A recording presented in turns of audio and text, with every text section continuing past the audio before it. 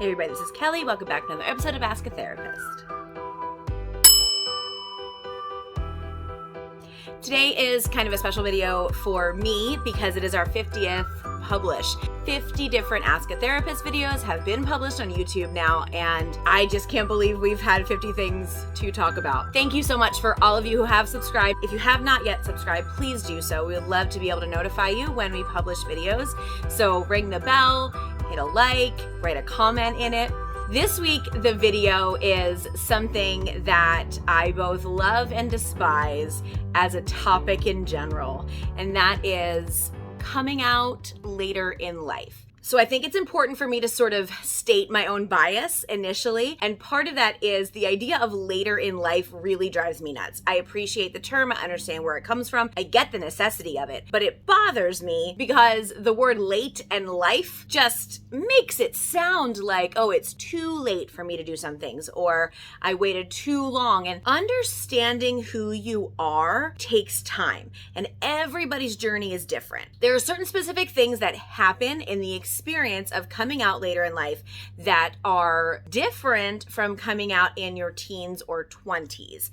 The support system looks different. Now, if you are somebody who has seen themselves as cisgender, as heterosexual, but in your life, in your friend group, in your family group, you have people who are members of the queer community, some of this might not be specifically your experience, but for many of us, this situation is true. When you get into your 30s, 40s, 50s, beyond, your friend group is developed for a bunch of different things. Maybe they're people you work with, maybe they're people you live near, maybe they are people that your kids go to school with their kids, whatever. You have similar interests. The problem is when you don't realize until later in life that you are in fact queer. Most of your friends are probably straight. Please don't get me wrong, straight friends are lovely. Most of my friends are straight, but I also wish that I had more queer friends.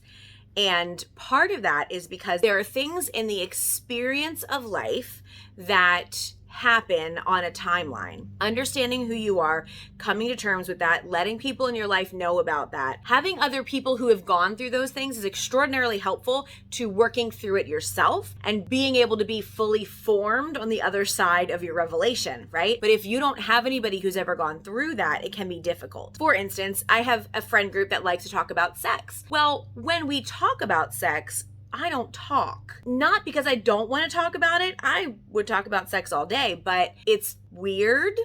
It's just bizarre how different my experience is with sex than most of my straight friends. And the nature of sex that is not cisgender and heterosexual is inherently different. And that is not something that is really able to be verbalized with most of my cishet friends and probably most of yours. So support system, it's difficult to talk to people about that. When you find yourself trying to figure that out later in life, you're almost forced to go back to talk to people much younger than you in order to have somebody who's on the same plane as you as far as the fears and the stress and the excitement and what it is that you're trying to work through. You kind of have to go seek that out, and that can be really awkward. Besides support system, we're going to talk about stakes. The stakes are high when you're a teenager or a 20-something person. If you have family members who are not accepting of who you are, if you come out to people at family, friends, coworkers that don't like it, having people in your life that are not supportive makes it hard no matter what age you're at. But typically, if you are later in life,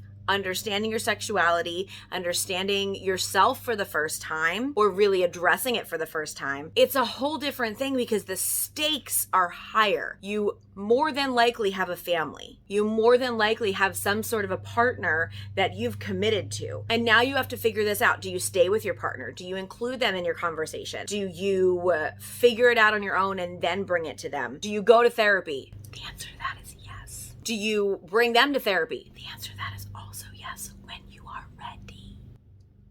All of those questions are higher stakes questions because any of those, if you feel like if you answer them the wrong way, you're out of a life.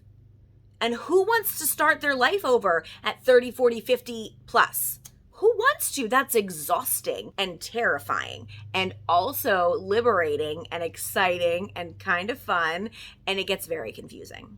I would say the third thing that is the most difficult about coming out later in life is the desexualization of older women. And I had a professor in a women's studies course when I was in school. Now understand, I went to school for my master's in counseling at a very conservative Christian college. Again, these are stories I will tell at a later date, but I had a professor who was really an incredible person, an incredible professor. We had a lot of conversations in a women's studies class about how women over a certain age are desexualized. Haircuts, clothing, anything that could make them any type of a sexual creature is like erased from the media. It's erased from anywhere you could possibly see it. And they're expected to put their sex drive in a drawer. Oh, but if they're like, traditional, then they should pull that out and make sure they're still a freak in the bed for their husbands, or else their husbands will leave them, right? That's another video. But put that away and become a caregiver and a nurturer and,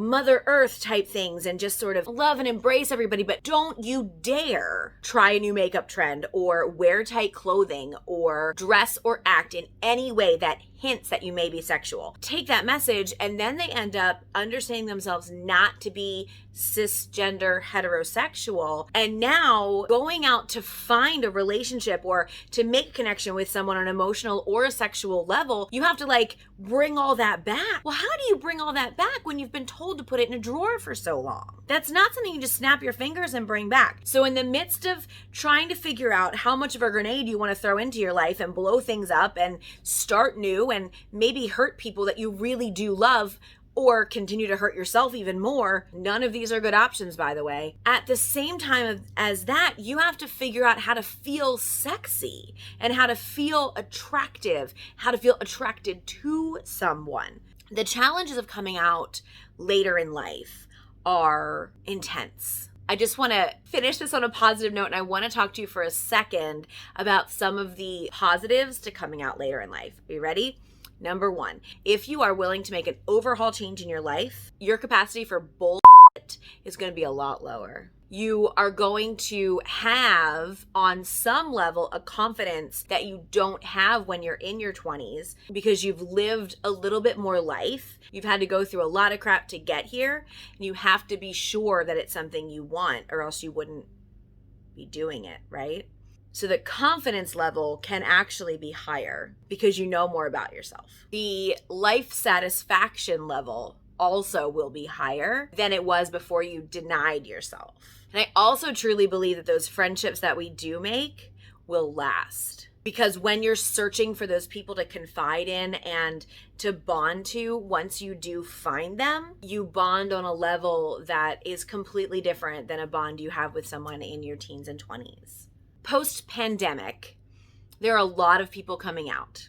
There are a lot of people who are leaving their families and discovering who they are and opening themselves up to a different world. I also know people who are staying in their relationships, opening them up to consensual non-monogamy. I know people who are trying to decide how much of it to bring their spouse along for and how much of it to not. And I want to tell you this. If you are someone who is currently questioning or has been questioning their sexuality or their identity, or you are somebody who has recently come out and you feel like you're a little bit later in life and playing catch up, you have nothing to catch up to. Your timing was yours, and that makes it sacred.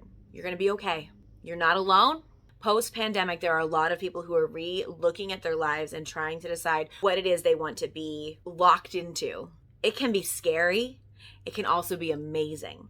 Also, you don't have to do anything you don't want to do. No one inside the community, outside the community, in your current family, out of your current family, no one gets to decide for you what your life looks like. Okay, that's it for today. Next week, we will have a video on the top questions that I typically get that I can't do an entire video on. So that'll be next week. Don't forget, again, to subscribe, to hit the like, to share these videos with people. Thank you all so much for being here 50 videos in. I will talk to you next week. Until then, be kind to yourself and to others.